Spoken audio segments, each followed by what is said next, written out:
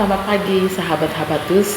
Bertemu kembali dalam renungan kita pada pagi hari ini, dan kita akan belajar firman Tuhan dari Yeremia pasal 21 ayat 1 sampai 10. Nanti silahkan dibuka Alkitabnya masing-masing, kemudian dibaca dari ayat 1 sampai ayat 10 ya. Nah, judul firman Tuhan hari ini yaitu tentang carilah Tuhan. Berikut akan bacakan ayat 1, 2 sampai ayat yang keempat ya. Firman yang datang dari Tuhan kepada Yeremia ketika Raja Zedekia mengutus Pasyur bin Malkia dan Imam Sefanya bin Maasea kepadanya dengan pesan, tanyakanlah kiranya petunjuk Tuhan untuk kami, sebab Nebukadnezar Raja Babel memerangi kami. Barangkali Tuhan mau melakukan kepada kami tepat seperti perbuatan-perbuatan yang ajaib, sehingga Nebukadnezar mundur meninggalkan kami. Kata Yeremia kepada mereka, beginilah kamu katakan kepada Zedekia, beginilah firman Tuhan Allah Israel, sesungguhnya aku akan membalikkan senjata perang yang kamu pegang, yang kamu pakai berperang melawan Raja Babel dan melawan orang-orang Kasdim yang mengepung kamu dari luar tembok. Aku akan mengumpulkannya ke dalam kota ini. Nah, dari bacaan saat ini ya, hari ini Raja Zedekia mengutus Pasyur dan Imam Sefanya kepada Nabi Yeremia ya, supaya menemui Nabi Yeremia. Kemudian Raja Zedekia mencoba mencari petunjuk dari Tuhan atas situasi krisis yang mereka alami, atas masalah yang mereka alami, yaitu mereka dikepung oleh Nebukadnezar Raja Babel. Nah, kekalahan sudah di depan mata ya, pasti mereka akan kalah. Kemudian mereka mencari Tuhan ya, mencari Tuhan, mengharapkan Tuhan memberikan mukjizat kepada mereka, Tuhan memberikan pertolongan kepada mereka. Namun jawaban Tuhan melalui Nabi Yeremia, apa katanya? Justru sebaliknya ya, di ayat 3 sampai 7, bukan pertolongan yang akan ia terima, melainkan justru kehancuran. Tidak ada pilihan lain.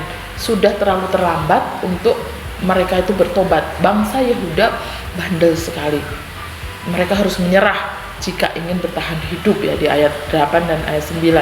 Karena sudah berulang kali Nabi Yeremia mengingatkan supaya mereka bertobat, supaya mereka kembali kepada Tuhan, tapi mereka kembali lagi melakukan kejahatan, kembali lagi mereka tidak mengandalkan Tuhan. Baru ketika mereka ada masalah, mereka datang kepada Tuhan. Nah, dalam tradisi perjanjian lama, seorang nabi itu memiliki peran sebagai perantara atau penyambung lidah Allah ya, dengan umatnya. Kemudian Nabi Yeremia, seperti berikut tadi katakan, udah berulang kali menyuarakan suara Tuhan supaya bangsa Yehuda itu bertobat, tapi mereka tidak kunjung bertobat. Nah, kemudian di ayat yang selanjutnya itu Zedekia bahkan akhirnya memilih jalan kematian, yaitu memberontak kepada Nebukadnezar. Nah, itulah kebandelan mereka, itulah kebandelan kerajaan Yehuda ya.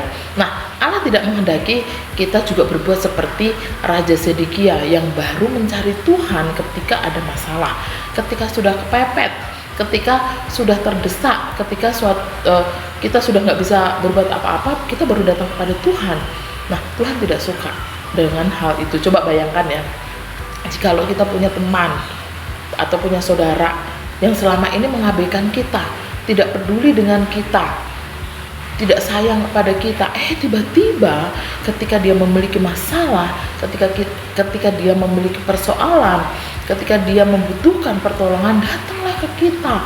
Saya minta tolong, saya minta bantuannya dari kamu. Nah, gimana perasaannya? Gak enak bukan? Nah, demikian pula ya dengan kehidupan kita. Ketika kita datang kepada Tuhan, jangan hanya karena kita butuh. Tuhan, saya sakit, saya minta mukjizat dari Tuhan, Tuhan sembuhkan saya, Tuhan tolong saya. Atau ketika kita ada persoalan, ada masalah, ada keperluan, suatu kebutuhan, kita baru datang kepada Tuhan. Saya ada masalah, Tuhan saya ada persoalan, Tuhan saya ini ada teman yang menyebalkan. Nah, baru kita datang kepada Tuhan. Jangan ya, jangan. Hari ini kita diberitahu oleh Tuhan bagaimana caranya supaya kita bisa menjalin hubungan yang dekat dengan Tuhan, hubungan yang sehat dengan Tuhan. Tidak hanya pada waktu kita butuh saja kita datang kepada Tuhan, tapi setiap saat, setiap waktu kita mencari Tuhan, kita datang kepada Tuhan. Nah, melalui Apa caranya? Itu yang pertama, kita datang kepada Tuhan melalui doa kita. Yang kedua, kita datang kepada Tuhan melalui kita setia untuk membaca firman Tuhan. Yang ketiga, kita merenungkan firman Tuhan dan melakukannya. Ya, jadi itu yang bisa kita lakukan supaya kita memiliki hubungan yang dekat dengan Tuhan. Tidak hanya waktu kita butuh baru kita datang kepada Tuhan, tapi setiap saat, setiap waktu kita datang kepada Tuhan melalui doa kita, melalui pembacaan firman Tuhan, melalui pendalaman kita akan firman Tuhan, merenungkan firman Tuhan, dan kita melakukannya di dalam kehidupan kita. Yuk, kita cari Tuhan setiap waktu, kita cari firman-Nya, temukan firman-Nya, lakukan firman-Nya, dan jangan pernah mengandalkan diri kita sendiri. Amin. Yuk kita bersama berdoa. Terima kasih Tuhan untuk pagi hari ini. Kami diingatkan kembali untuk kami senantiasa mencari Tuhan setiap saat, setiap waktu, bukan hanya ketika kami membutuhkan Tuhan, bukan hanya ketika kami memerlukan bantuan pertolongan dari Tuhan, tapi dalam setiap kondisi hidup kami, dalam setiap situasi hidup kami, dalam setiap keadaan kami datang kepada Tuhan.